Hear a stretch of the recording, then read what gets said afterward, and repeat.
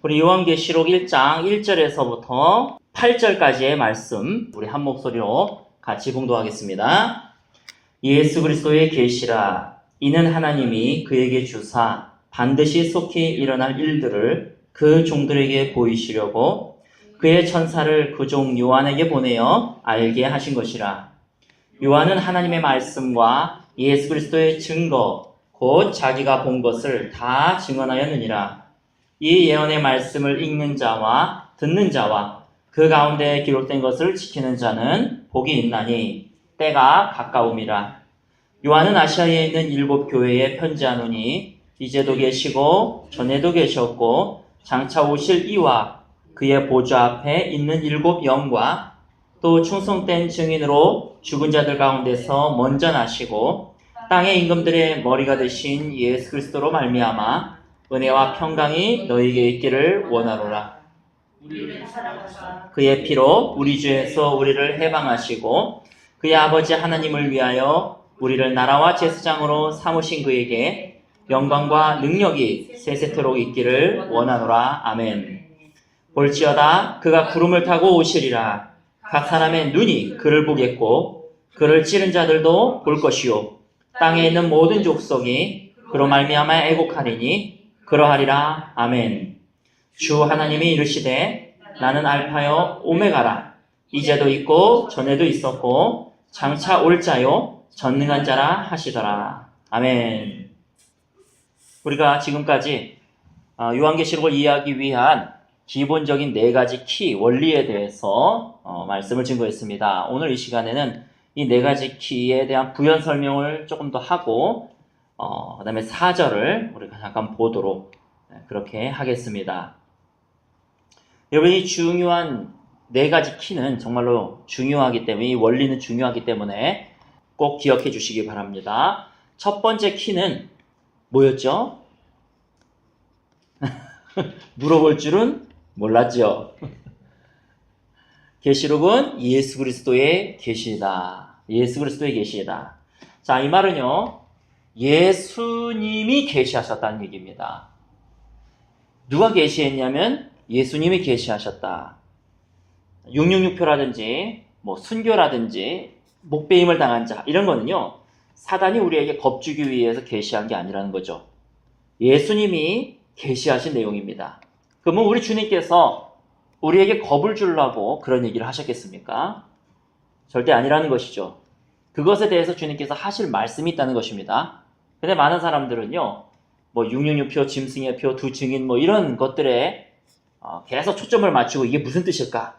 트럼프가 뭐 하는 인간일까? 두 증인 중에 하나일까? 뭐 여러 가지 그런 것들을 분석하다 보니까 실제적으로 주님이 원하시는 것을 놓치고 있는 것입니다.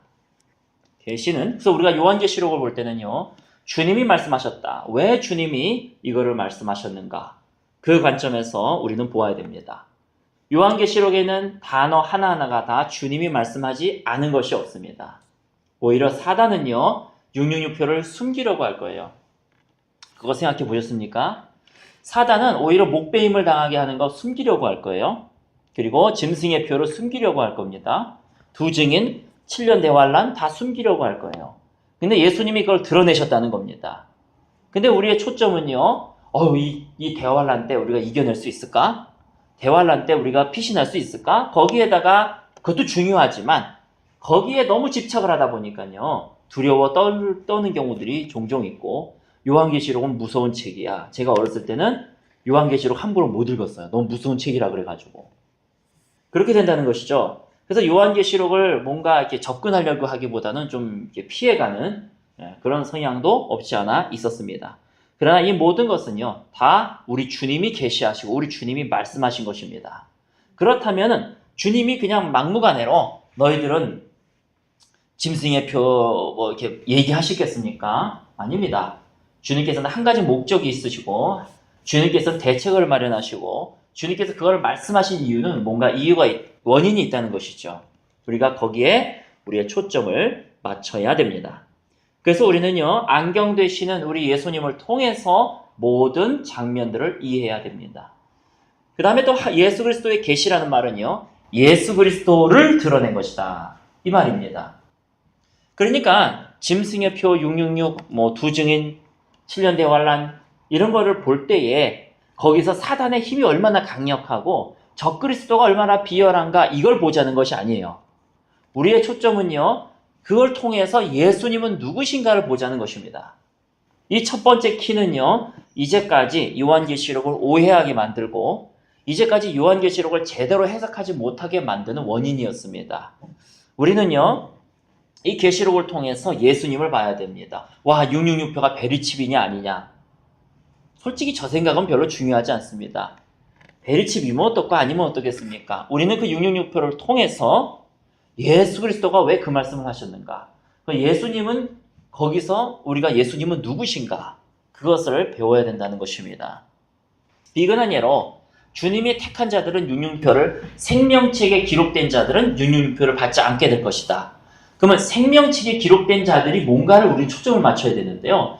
베리칩을 받아야 되느냐 말아야 되느냐 여기에 초점을 맞추다 보니까 안 된다는 것이죠. 그러면 예수님이 666표를 말씀하시기 이전에 생명책에 기록된 자들이라는 단어가 있는데 우리 그걸 못 보는 거예요. 그러면 생명책에 기록된 자들은 받지 않게 될 거라는 겁니다. 주님께서는 그걸 가르쳐 주시려고 하는 거죠. 666표가 얼마나 무서우냐, 저거 받으면 지옥에 떨어지느냐, 이것도 중요하지만 그거보다도 너희가 만약에 생명책에 기록되었으면 안 받게 될 것이다. 이 메시지가 얼마나 다릅니까? 전자는요, 우리에게 겁을 덜컹 줘요. 그리고 야, 666표 안 받아야 되겠구나, 어떻게 하면 안 받나 하고 맨날 베리칩 갖고 피 터지게 싸우는 겁니다. 저게 만약 666표라면 난 지옥 가는 거 아니에요, 베리칩이. 그거 갖고 열심히 피 터지게 싸우는 거예요. 아무것도 안 남죠. 그러나 주님께서는 생명책에 기록된 자들은 안 받게 될 것이다. 우리는 그 예수님의 프리즘을 통해서 우리는 봐야 되고, 또한 예수님을 계시하기 위한 것입니다. 666표를 말하기 위함이 아니라 그걸 통해서 생명책에 기록하시고 우리에게 은혜를 베푸시는 예수님을 드러내기 위함이죠. 그러니까 예수께로 오라는 겁니다. 예수님께로 와서 너희가 생명책에 기록이 되라는 얘기이죠. 우리는 이렇게 모든 것을 예수님을 계시한 것이다. 그리고 예수님이 계시한 것이다. 이 두 가지 관점에서 우리는 바라보아야 합니다. 우리가 고린도 후서 3장 18절 말씀을 같이 보겠습니다. 고린도 후서 3장 18절 말씀. 여기에 보면 또 다른 영적인 원리가 있습니다. 우리 한 목소리로 같이 봉독하겠습니다. 우리가 다 수건을 벗은 얼굴로 거울을 보는 것 같이 주의 영광을 보매 그와 같은 형상으로 변화하여 영광에서 영광에 이르니 곧 주의 영으로 말미암음이니라. 아멘. 우리가요, 주의 영광을 보매 그와 같은 형상으로 변화한다. 이렇게 성경은 말씀하고 있습니다. 우리가 무엇을 보느냐에 따라서 영향력을 받을 수 있죠. 그런 얘기 많이 들어봤죠. 당신이 본대로 변화된다. 당신이 본대로 움직여진다. 당신이 본대로 영향력을 받는다. 우리가 악한 것을 계속 쳐다보거나 문제들을 계속 쳐다보고 그것을 분석하고 그것을 연구하는 것도 중요합니다. 우리는 그래야 되지요. 그러나 우리는 이 말씀처럼 예수 그리스도의 영광을 바라보는 것이 더 중요합니다.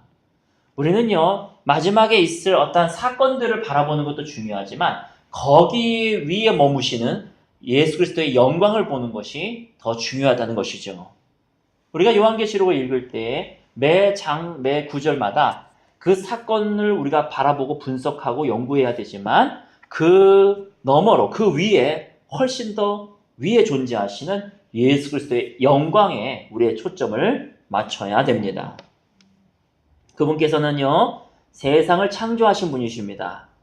그분께서는 모든 만물을 다스리고 계십니다. 그분은 나의 가정도 다스리고 계시고 나의 직장도 다스리고 계시고, 나의 직장에 나를 좌지우지할 수 있는 사람이 직장 상사인 것처럼 보이는 것은 사단의 술책이죠. 거기다 계속 초점을 맞추게 하면 우리는 그 상사의 권위 아래에 놀아나게 되어 있는 것입니다. 그러나 그 너머로 그 직장을 다스리고 계시는 우리 예수 그리스도의 권위를 우리가 바라보았을 때는 우리는 자유하게 되는 것입니다.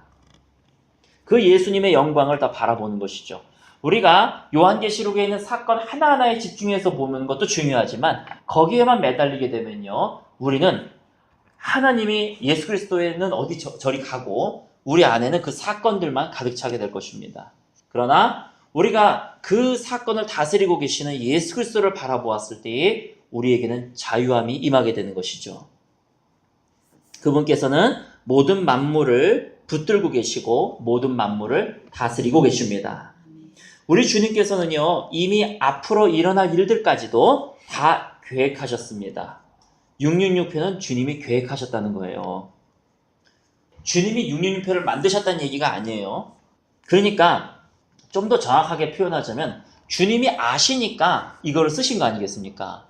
우리 주님께서는요, 사단이 그걸 만들 수 있도록 허용하셨다는 겁니다. 그 계획이 이미 있으셨다는 거예요. 그러니까 그 666표나 뭐 짐승의 표 이거는 사단이 만든 거겠죠. 그런데 그 주님이 만들기로 계획하셨다는 뜻이 아니라 악한 세력들이 지금 이 시대에 예수 그리스도를 대적하고 자기가 예수 그리스도 대신에 뭔가 하려고 하는 것을 주님께서 이미 다 아시고 하나님의 목적하에서 어떤 것들을 허용하셨다는 것입니다. 제가 잘 표현을 했습니까? 그 모든 것까지도 다 주님이 예정하고 계시고 계획하고 계신다는 것입니다.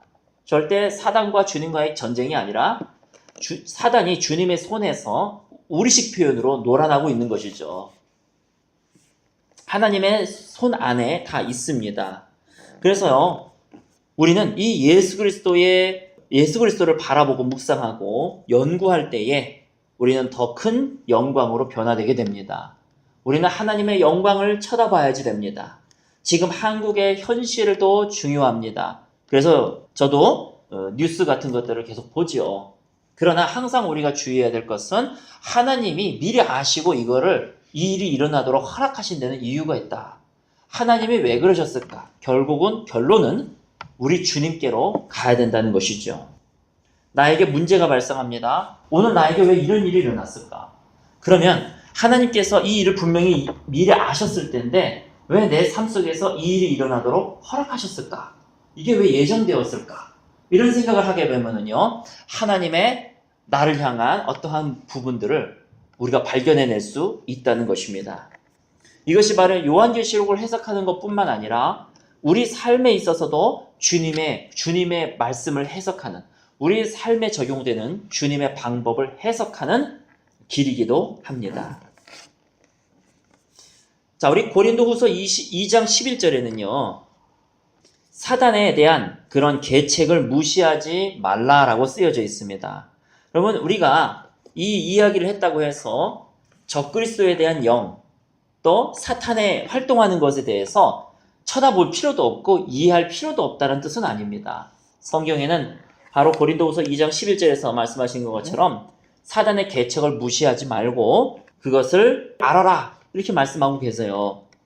그래서 사탄이 무엇을 행하고 있는지 이해하는 것이 우리에게도 중요합니다. 무시해서는 절대 안 됩니다. 그러나 사탄이 무엇을 행하고 있는가? 이 마지막 시대에 악한 세력들이 뭐 하고 있느냐? 이것도 중요하지만 그와 맞물려서 우리 주님은 이거를 왜 허용하셨고 주님은 무슨 일을 하고 계시는가? 그것을 이해하는 것이 더 중요하다는 것입니다. 이 악한 시대에서 우리의 구원은요. 사탄으로부터 도망가서 사탄으로부터 벗어나기 때문에 구원이 아니라 우리는 우리를 안아주시는 주님 앞으로 달려감으로 인해서 구원을 얻습니다. 그 주님께 거하는 것이 가장 안전한 거처입니다. 그러므로 이 상황 속에서 하나님의 영광을 바라보고 사는 것이 가장 우리에게 안전한 것입니다. 오늘도 주님의 품에서 안전하게 거하시는 저와 여러분 되시기를 예수님의 이름으로 축원합니다. 첫 번째는 예수 그리스도의 계시라. 두 번째는요, 뭐였었죠? 계시록은 주님의 종들에게 이해하도록 주신 계시다. 이 계시록의 대상자는 주님의 종들이라는 겁니다. 그래서 우리가 계시록을 이해하기 위한 키는요, 그분의 말씀에 순종하는 거예요. 그분의 종이 되는 겁니다. 우리도 우리의 비밀을 말하는 사람이 있죠. 내가 앞으로 뭐 할 건데 너는 이렇게 해라. 나의 말을 잘 듣고 순종하는 사람에게는 내 앞으로 계획을 더 얘기해 줍니다. 왜? 같이 협력하기 위해서. 그렇죠? 마찬가지로 우리 주님은요, 이 앞으로 일어날 일들, 또 여러 가지 계시록에 대한 것을 더 이해하기 위해서 그 종들에게 더 많은 이해를 주십니다. 그러므로 그분의 말씀에 순종하며 성숙해가는 저와 여러분 되시기를 소원합니다. 주님께서 예언을 왜 하시는가? 우리가 좀 생각해 볼 필요가 있어요. 모든 예언은요, 앞으로 어떤 일이 일어날 것이다, 이런 정보를 말씀하시는 것이 아니죠. 예언은 정보 전달이 아닙니다. 근데요, 많은 사람들이 요한계시록을 읽을 때 계시록임에도 불구하고 정보를 거기서 얻어내려고 그래요. 예언은 앞으로 어떤 일이 일어날 것이다, 그 이상입니다. 이 정보 전달을 주시기 위함이 아니라 모든 예언들은 우리가 어떤 부분에 있어서는 행동을 요구하세요. 결국 예언의 목적은요, 너가 어떻게 행동하기를 원한다는 겁니다. 너가 일어나라. 그리고 변화되도록 행하라. 행하라, 변화되라. 이러한 어떤 뭔가 행동을 요구하는 것. 이것이 예언의 목적이라는 것입니다. 바로 이것 때문에 하나님께서는 그분의 뜻대로 행동하기를 원하는 자들에게 더 많은 이해를, 예언을 주시고 더 많은 이해를 주신다는 것입니다. 소위 예언의 은사가 있다라고 하는 사람들은요, 그래서 가장 중요한 것은 하나님 말씀에 순종하는 자, 이 사람에게 하나님은 더 많은 계시를 주시고 더 많은 예언을 주신다는 거예요. 뭐 가서 도 닦고 기도하고 이 사람이 아닙니다. 예언을 얻기 위해서 기도하라, 그게 아니고요. 기도도 중요하지요. 기도 중요하지 않다는 얘기가 아니라 그거보다 더 중요한 예언의 깊이를 판단하는 자 때는요, 기도를 더 많이 했다가 아니라 그는 행동으로 순종했다는 것입니다. 행동으로 순종한 자에게 하나님은 더 많은 계시를 주십니다. 더 많은 예언을 주십니다. 그래서 예언의 은사를 받은 사람들은요, 물론 예언의 훈련을 통해서도 어느 정도 성장할 수가 있지만 주님의 말씀에 순종하는 모습을 보고 주님께서는 더 깊은 계시를 준다는 것이죠. 마찬가지입니다. 우리는요, 이 공부를 계속 진행하면서 우리는 단계적으로 어떤 행동을 취하도록 예언이 말할 것입니다. 그 예언을 우리가 들으면서 우리는 어떻게 하기를 원하는가, 이런 예언의 목적을 우리가 보게 될 것입니다. 그 단계적으로 우리는 그 말씀에 순종하게 될 것을 저는 믿습니다. 요한계시록을 이해하는 세 번째 키는요, 반드시 속히 일어날 일을. 그래서 요한은 그가 본 일이 반드시 일어날 것이고 속히 일어나게 될 것이다. 그리고 그때가 이미 가까워졌다라는 얘기입니다. 이때가 2000년 전이기 때문에 시간이 지남에 따라서 어떤 일들은 이미 일어났고요. 사실은 요한계시록의 거의 많은 3분의 2 이상에 가까운 그러한 퍼센티지는 이미 과거의 일이 되어버렸습니다. 그러니까 우리는 요한계시록을 읽을 때요, 이거 앞으로 이런 일이 일어날 거래가 아니라 여기에 많은 부분들은 과거에 일어난 일이기 때문에 우리는 역사를 알아야 되죠. 그리고 여기까지 우리가 일어났구나, 그럼 앞으로는 어떠한 일이 일어나겠구나, 이렇게 우리는 알아야 됩니다. 성경의 요한계시록의 많은 부분들이 이미 일어났지만 가장 우리에게 있어서 스펙터클한 부분은 아직 남아 있습니다. 이 마지막 때를 위해서 우리가 여기에 있는 것이고, 이 마지막 때를 위해서 우리가 요한계시록을 보는 것입니다. 하나님께 쓰임받기 위해서. 내가 구원받은 것도 구원받은 거지만 하나님께 쓰임받기 위해서, 하나님의 영광을 나누는 자가 되기 위해서, 점점 이 어두운 세상 속에서 저들이 빛을 바라고 있는데 그 빛을 나누는 자가 내가 되기 위해서 주님께서는 창세전부터 우리 한 사람 한 사람 이름을 기억하셔서 1900년대 때서부터 지금까지 태어나게 하셨다는 것입니다. 하나님이 예정하셨다는 것입니다. 우리가 이 시대에 살고 있고 우리가 요한계시록을 보는 이유는요, 하나님이 나를 통해서 뭔가 하실 것이 있다는 것이죠. 그거를 우리가 성취하고자 하는 마음이 우리의 소원인 것이고 우리의 소망인 것입니다. 우리는 악한 세력들이 행하는 모습을 보고 뒤로 물러가 침륜에 빠질 자가 아니라 영혼을 구원함에 이르는 믿음을 소유한 자임을 여러분 믿으시기 바랍니다. 그래서 우리가 해야 될 일이 있는 것이죠. 우리는 요한계시록을 보면서요, 하나님의 빛을 나르는 자, 어둠 속에 하나님의 영광을 드리워지게 하는 통로가 되는 자들, 이런 자들로 우리는 부르심을 받았습니다. 100년 전에 태어나게 할 것을 왜 지금 태어나게 하겠습니까? 이 세상의 평안과 안락을 누리도록 우리가 1900년대에 태어났겠습니까? 2000년대에 태어났겠습니까? 절대 아니죠. 우리는 100년 전에 태어나는 것이 아니라 지금 태어난 것은 지금 해야 될 일을 우리에게 맡기셨다는 것입니다. 그러므로 우리가 요한계시록을 보면서 역사와 또 앞으로 어떤 일이 일어날 것이고 우리는 무엇을 해야 되는지에 또한 우리가 많이 알아가고 이해하시는 저와 여러분 되시기를 소원합니다. 시대가 점점 악해지고 있습니다. 적그리스도의 영향력이 점점 증가하고 있습니다. 일루미나티라든지 프리메이슨이란 말은 이제는 공용어가 되었습니다. 예전에는 아는 사람만 아는 단어였는데 지금은 사전에만 안 나왔을 뿐이지 이러한 단어들은 모르는 사람이 거의 없습니다. 정말로 멍청이 아니라면은 이런 단어들을 다 알고 있습니다. 이 영향력들이 증가함에 따라서 이 계시록에 있는 예수 그리스도의 계시는요, 하나님의 백성들에게는 절실히 필요하게 되었습니다. 악한 세력들이 점점 먹구름이 다가오는 것은 보는데요, 우리에게는 아무 계시가 없는 거예요. 저 먹구름을 어떻게 피해야 되는지, 저게 뭔지, 이것이 바로 현대 교회의 현실입니다. 우리나라 정치 상황을 보면서, 세계의 정치 상황을 보면서 점점 먹구름이 다가오고 있다는 것을 다 알아요. 성도들도 다 압니다. 심지어 안 믿는 사람들도 아는데요. 그런데 하나님의 계시가 교회 가운데 없는 거예요. 그냥 똑같은 예배 드리고 똑같이 신앙생활하고 말씀을 읽는데도 그냥 똑같은 거예요. 다시 말해서 준비가 없는 거예요. 대처가 없는 거죠. 이것이 바로 지금 현대의 많은 숫자는 안 붙이지만 많은 교회들의 현실 아니겠습니까? 그러면요, 우리에게 절실히 필요한 것은 바로 예수 그리스도의 계시입니다. 주님, 먹구름은 달려오는데 우리는 어떻게 해야 됩니까? 저게 뭡니까? 그 계시가 있어야 우리가 살아날 수가 있는 것입니다. 이것은 우리에게 절실히 필요한 것입니다. 하나님의 계시의 가장 중요한 핵심을 하나 말씀드리겠습니다. 이사야서 60장입니다. 지금도 수많은 교회 다니는 사람들이 먹을 거, 입을 거, 내년에 한국 경제가 무너질 겁니다. 무너지게 돼 있습니다. 정말 김정은이 남한에 내려와가지고 난리치고 남한에 있는 주사파들이 이 나라를 북한에다 바쳐버리면은요, 정말 골치 아프죠.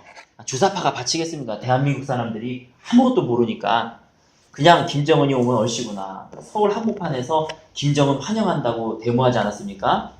이게 지금 대한민국에서 있을 일입니까?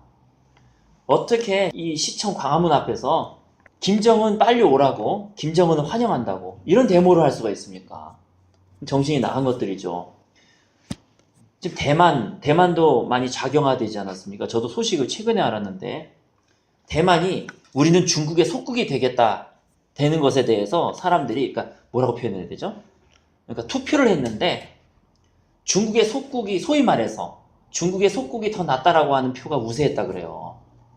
중국 그 반공, 중국의 공산주의를 피해서 대만으로 간 거 아니겠습니까? 그래서 여태까지 대만의 가장 큰 존립의 목적은 민주주의였었거든요. 근데 이제 사람들이요, 그냥 중국의 하나의 섬이 되고자 하는, 제가 정확한 말은 모르겠지만 무슨 투표를 해가지고 그렇게 과반수 이상이 그렇게 넘었대요. 그거를 보고 수많은 사람들이 개탄하고 있습니다. 저게 뭐냐 도대체. 근데 우리나라도 가만히 있으면 그렇게 멀지 않았죠.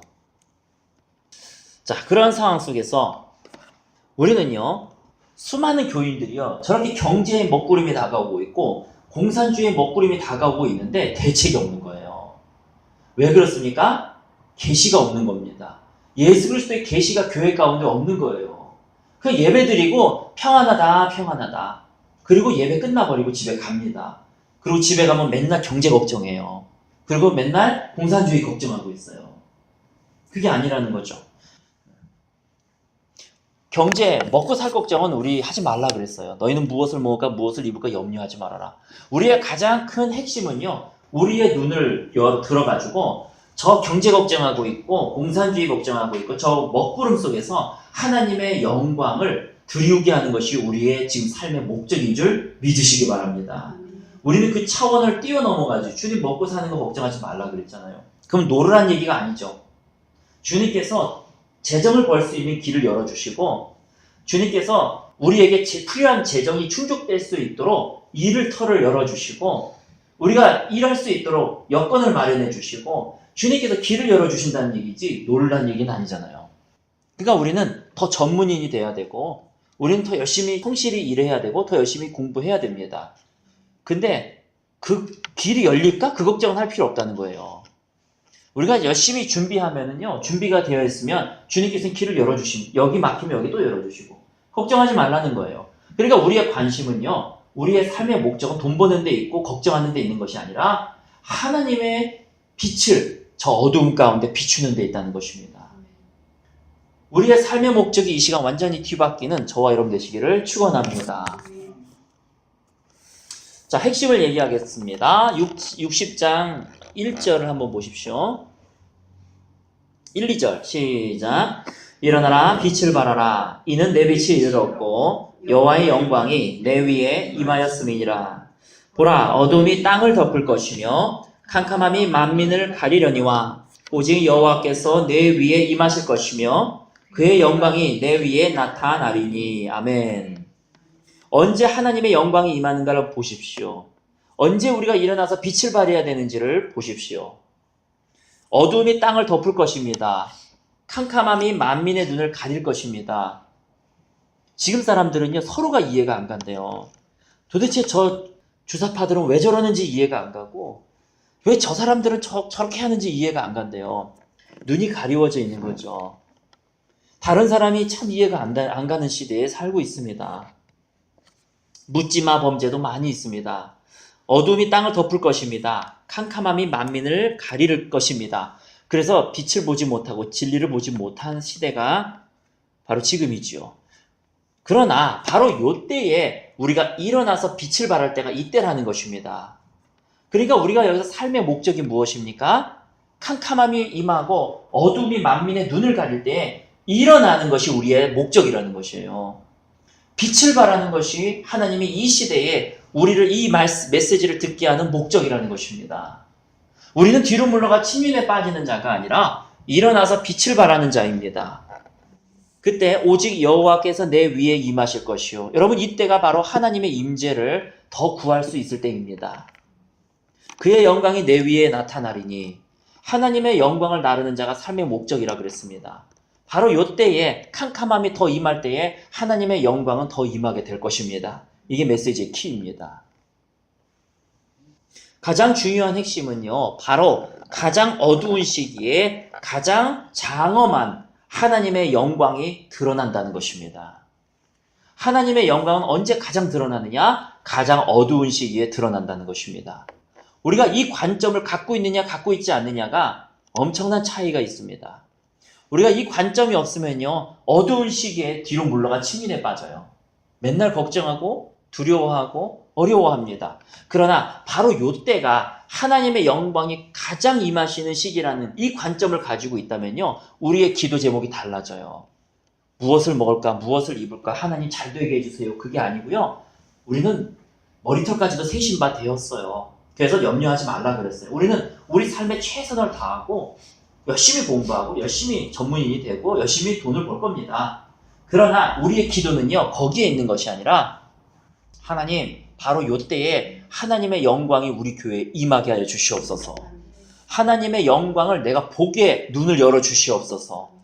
그래서 저 사람들에게 하나님의 영광을 나르는 자 되게 하여 주시옵소서. 그것이 우리의 기도 제목이라는 것이죠. 그래서 가장 중요한 예수 그리스도의 계시의 가장 중요한 핵심은요, 가장 어두운 시기에 가장 장엄한 하나님의 영광이 드러난다는 것입니다. 우리는 네 번째, 계시록 안에 쓰여져 있는 것을 읽는 자에게 복이 있다 그랬습니다. 그리고 그 계시록대로 행하는 자에게 주님께서는 축복을 주신다고 말씀하고 계십니다. 네 번째 키입니다. 그러므로 이 시간에 수요 예배에 나와서 주의 말씀을 듣는 우리 모두에게 하나님의 축복이 약속되어 있습니다. 그것을 믿는 자가 복될 것입니다.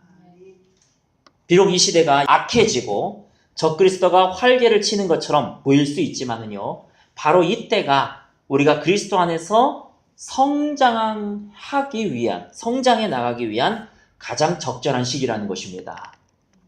우리는요, 길이 울퉁불퉁하다고 아우 힘들어 이럴 자가 아니고요. 이 길이 울퉁불퉁할 때에 우리의 체력을 단련하는 것처럼 우리 주님께서는요, 이 악한 시대가 오는 것처럼 보일 때에 우리가 더 성장할 수 있도록 돕는다는 것입니다.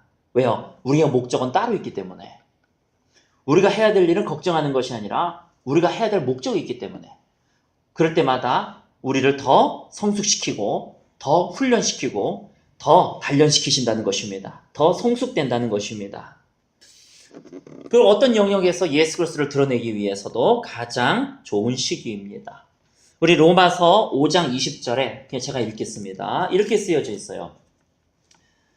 그러나 죄가 더한 곳에 은혜가 더욱 넘쳤나니. 죄가 더한 곳에 은혜가 더욱 넘친다고 성경은 말씀하고 있습니다. 악이 캄캄함이 임하고 만민이 눈을 가릴 때에 하나님의 영광이 더 컸던 것처럼 죄가 더한 곳에 하나님의 은혜는 더 임하는 줄 믿으시기 바랍니다. 죄가 많은 곳에 은혜가 더욱 넘칩니다. 우리는 이 시대가 더 어둡기 때문에 우리가 성령 안에서 걸어갈 수 있는 은혜를 더 받게 될 것입니다. 하나님의 택한 자들은요, 바로 이 시기가 은혜를 받는 시기고, 하나님이 택한 자들은요, 바로 이 시기가 성장의 시기입니다. 왜냐하면 하나님의 목적이 있기 때문에 그렇죠. 그렇기 때문에 세상이 더 악해져 가고 더 죄가 많아지고 동성연애가 팽배해져 가는 것도 보는 것도 중요하지만, 왜 하나님이 그 속에서 무엇을 하기를 원하시는가? 거기에 우리 초점을 맞춰야 된다고 그랬잖아요. 왜 하나님이 거기서 그걸 허락하시고 뭘 하시기를 원하시는가? 바로 그 시기에 우리에게는 성장의 시기입니다. 우리에게는요, 하나님의 영광을 더 볼 수 있는 시기라는 것이에요. 하나님이 성령 안에서 살아갈 수 있도록 우리에게 더 은혜를 주시는 시기라는 것입니다. 어느 때보다도 지금이 가장 많은 은혜가 임하는 시기입니다. 그러므로 우리는 무엇을 바라보고 오늘도 살겠습니까? 내일도 무엇을 바라보고 살겠습니까? 우리 이 한 구절 보고 마치도록 하지요. 고린도전서 10장 13절 말씀입니다. 죄가 더한 곳에 은혜가 많다. 악한 곳에 하나님의 영광이 더 많다라는 말씀과 더불어서 또 우리에게 주시는 하나님의 약속이 있습니다. 고린도전서 10장 13절 한 목소리를 같이 봉독합니다. 사람이 감당할 시험 밖에는 너희가 당한 것이 없나니 오직 하나님은 미쁘사 너희가 감당하지 못할 시험당함을 허락하지 아니하시고 시험당할 즈음에 또한 피할 길을 내사 너희로 능히 감당하게 하시느니라. 아멘. 우리는 또한 우리가 감당할 시험 밖에는 주님께서 주시지 않습니다. 또 우리는 시험 당할 즈음에 또한 피할 길도 내사 능히 감당하게 하실 거라는 약속을 우리에게 주셨습니다. 그렇기 때문에 예수께로 가서 예수님의 품 안에 있는 것이 가장 안전한 삶입니다. 이 마지막 시대에요, 뭔가 악한 세력으로부터 달아나는 것도 중요하지만 그것보다도 예수께로 가서 예수님 품 안에 있는 것이 가장 안전하다는 것을 기억하시기 바랍니다. 이럴 때일수 우리는 주님을 더 붙들어야 됩니다. 근데 많은 미련한 사람들은요, 경제가 어렵고 더 어려울수록 이 걱정 때문에 더 멀어져 가요. 하나님의 이런 약속들 때문에 우리는 두려워할 필요가 없습니다. 반대로 그 백성들 안에서 주님의 영광이 더 많아지는 것을 기대할 수 있고 기대해야만 합니다. 이 마지막 시대에 우리의 부르심은 앞에도 증거했듯이 그분의 영광을 운반하는 것입니다. 그분의 영광을 보고 경험하고 운반하는 것입니다. 이것보다 더 대단한 것이 무엇이 있겠습니까? 이 시대의 고난과 악한 것들이 더 많아질수록 우리는 더 많이 주님의 영광을 보아야만 합니다. 또 주님께서는 더 보여줄 것입니다. 우리 주님은 주님의 마지막 시대에 대한 말씀을 이루시는 것을 보게 되는 바로 그때가 우리가 주님을 바라보고 기뻐해야 될 때라고 말씀하셨습니다. 우리는 오히려 이때에 더 우리에게 은혜를 베푸시고 더 우리에게 주님의 영광을 비추시는 그분을 기뻐해야 됩니다. 그리고 더 주님을 바라봐야지 됩니다. 그분의 영광을 바라봐야지 됩니다. 그분의 전능하심을 바라봐야지 됩니다. 그분의 예정하심을 바라봐야지 됩니다. 이 시간 우리가 그 주님을 바라보시는 저와 여러분 되시기를, 또한 그래서 우리 주님께서 원하시는 통로가 되어지는 저와 여러분 되시기를 예수님의 이름으로 축원합니다.